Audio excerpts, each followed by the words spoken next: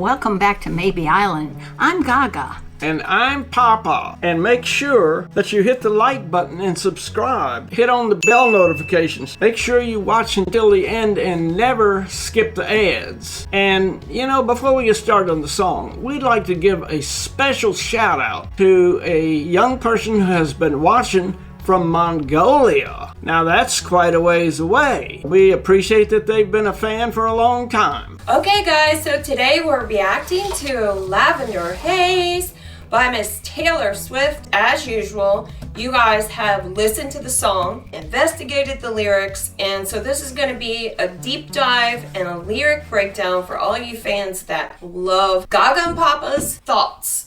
Are you ready? We're ready. Yes, we're ready. Let's go. I'm ready. I'm ready. Staring at the ceiling with you, you don't ever say too much, and you don't really read into my melancholy. I've been under scrutiny. You handle it beautifully. All this, I'm going to say stuff, is new to me. So what do you think about that, Papa? Well, she says What's she talking about? staring at the ceiling. She says the album is about 13 sleepless nights. So you figure they're laying in bed.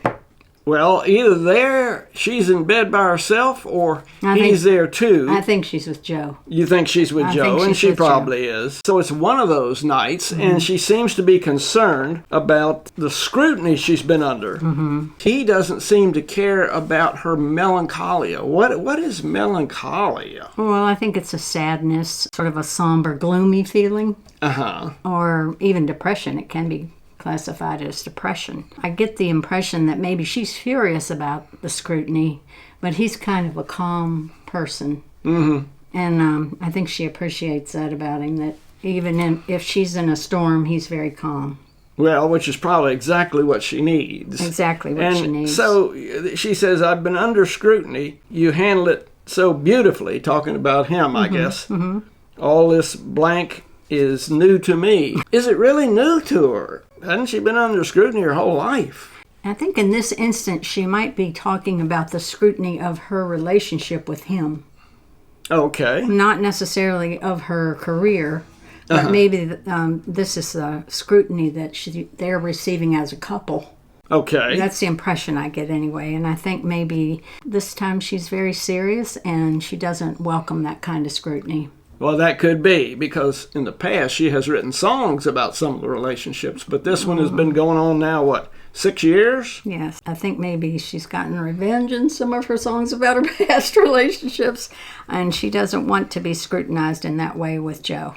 Well, Islanders, the media, and especially what we call the checkout tabloids at grocery stores and CVS's and pharmacies, love a juicy relationship. And if it involves a celebrity, then they will try and hound them to death with either questions or make up things or photographs. Or maybe even stir up things. Up things. But years ago, the most famous woman in the world was Princess Diana of England. And when she and her husband, who's now King of England... He was the prince then. He was a prince then and divorced. The media, and she started dating other men, the media would not leave her alone. Now, she was a beautiful young lady, and the photographers especially hounded her, some could say to death. One night, she was leaving a hotel in Paris with a boyfriend, and the paparazzi, who is a collection of photographers, followed her car on their high-speed motorcycles, and the driver of Princess Diana's car crashed, and she was killed. Yeah, and how old was she? 36. She was very young. Yes. So I can see, if you look at pictures of Taylor and Joe, media or the paparazzi take pictures, they always have their heads down. And you can tell they're just leaving somewhere, a restaurant or something. Well, as if to say, if I achieve eye contact, I might encourage it. Okay. Yeah. If I look at you, I'm going to encourage it. But if I keep my head down, maybe you'll leave me alone. Maybe you'll leave me alone. All right, let me read a little bit of the next line then. I feel the lavender haze creeping up on me. Surreal. I'm damned if I do give a damn what people say. No deal. This 1950s, she uses a word I'm not going to use on this family channel. They want from me. I just want to stay in the lavender haze. So, Gaga, what is your take on what is a lavender haze and where did that phrase come from? Well, it's a 1950s term referring to that time when you're first in a relationship and you're in that love haze where everything is just so wonderful. The Lavender Haze. So I wanted to show you apparently where Taylor got the term Lavender Haze. There was a show, Mad Men, which was on TV for a while, really successful show, but it was a scene from there. Apparently she watches the show. What's her name? Elizabeth. Betty. I want you to meet her. Look at you. You're in the Lavender Haze. Interesting, huh? Yeah. So we know she watches Mad Men, or did. That's where it came from. Yeah, that's where it came from. The 1950s stuff they want from me, I just want to stay in that lavender haze. What is she talking about there? What is the 1950s stuff? So I have a question about this, because obviously Coleman and I were not around in the 1950s, and you guys were young. Well, I was a teenager. No, I was just turning a teenager. I was 2. Okay, so very young. But when Taylor says this 1950s stuff, is she talking about ideals from the 1950s? Well, the 1950s represent the years after World War II. Okay. And the men came home. The women had been working in the war factories to produce the vehicles, the guns, the airplanes that the men needed to fight World War II in Europe, in Japan, overseas. So they came home. There was a lot of marriages. There were a lot of houses built in the suburbs, and people got married, and the next thing was a picket fence in the suburb and raising children. And quite frankly, it was a relief to go back to that lifestyle, because a lot of the women had to work in the factories because the men weren't there to do it. They were overseas in the war. Well, both our fathers were in the war. Gaga's father went overseas and fought in Europe. My father was stationed in the United States to train young men how to drive tanks. So both our fathers were in the war during World War II. And exactly that, came home and married and suffered, raised families. He had some stressful times after he came home, too. Right. So it's not necessarily a bad thing. It's just not something that she wants. I think what Taylor is objecting to is that this is her longest relationship. And there is this constant, love, marriage, and whether she gets it from the fans, whether she gets from TV interviews, any way they can get it.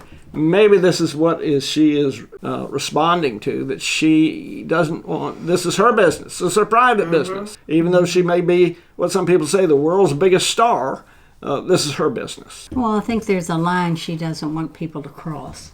Right. And she doesn't want them in her private business. But Gaga, doesn't she go on to address what the 50s stuff is when she says, they keep asking, I assume the media or fans or all, asking me if I'm going to be your bride. The only girl they see is a one-night stand or a wife. So it sounds like to some degree she's answering the question of what 50s stuff is about, I think. Well, almost like there's no in-between. Right. A one-night stand or a wife. I guess in society's eyes, you can't live with somebody without being questioned. I'm sure. Or you can't have anything but those two extremes. Well, and I guess they want to know if they're going to have kids and all of that. And I think what she's saying, it's none of your business. Well, when one of your biggest stars in the world, they would argue otherwise. And she says, I find it dizzying. They're bringing up my history, but you weren't even listening. So I have a feeling that Joe is saying, hey, forget it. He's turning a deaf ear to it all. It apparently bugs her, but he remains calm, and he's he remains calm in the eye of the storm, and he just kind of grabs her, and he's her anchor, and says, it's okay. I got you. I got you. Right. And it's okay. Well, in the previous song we reviewed, Anti-Hero, she had the line, there are prices and vices. Well, one of the prices you pay for being a big star is media scrutiny. And it's not going to go away. That's right. I think, though, he keeps pulling her back into the Lavender Haze. Well, I hope he does. Yeah. I hope he does. Talk your talk and go viral. I just need this love spiral.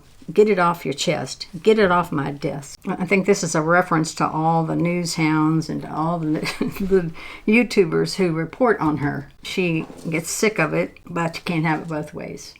Right. You can't say, I've climbed this ladder of success. I'm sitting up here on the pedestal, but don't pay any attention to me. Don't shoot arrows at me. Well, I think, like you say, she's saying, talk your talk, go viral. Get it off your chest. Whatever you're going to say, I'm going to get it off my desk. I think she means I'm not going to answer it. Yeah. It's none of your business. Yeah.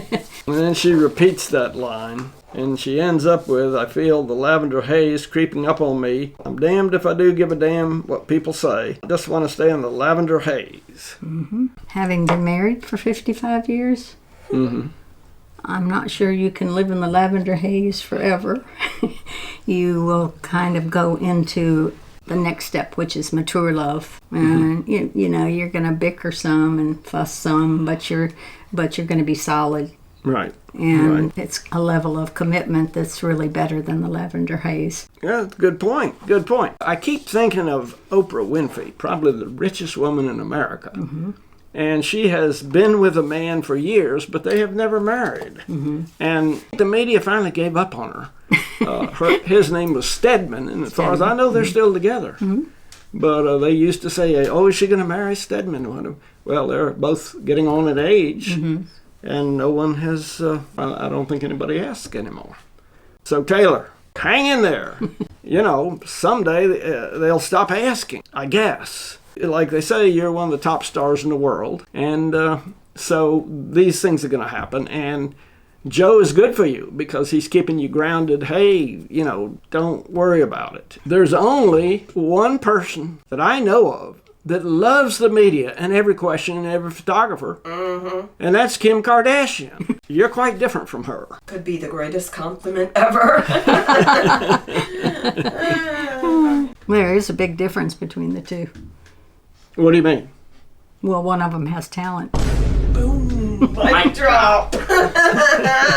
Oh my gosh. All right, so as always, we like to rate the songs 0 through 5, 5 being the best 5 stars. So what did you guys think of Lavender Haze, your final thoughts, and your rating? Well, I'm going to give it a 3. We just reviewed Anti-Hero, which I gave a 5, and you can't give every song a 5. And, you know, as much as I respect Taylor Swift, some of these issues she's raised have been raised before. And she has written a lot of songs about her history and relationships with men, and now she is saying they're prying into my history, and it's upsetting to her. But I'm going to give it a 3. Well, I think maybe this is a little message to the press and maybe a little bit to the fans to quit asking and let her have her private life. And I would give it probably a 4. Islanders, remember to never skip the ads. Make sure to like and subscribe. And let's hear your comments, along with where are you watching from and what else you might want us to react to. That's what keeps us on the air. And as always, we love you, Islanders. It's nice to know So many nice people. Bye.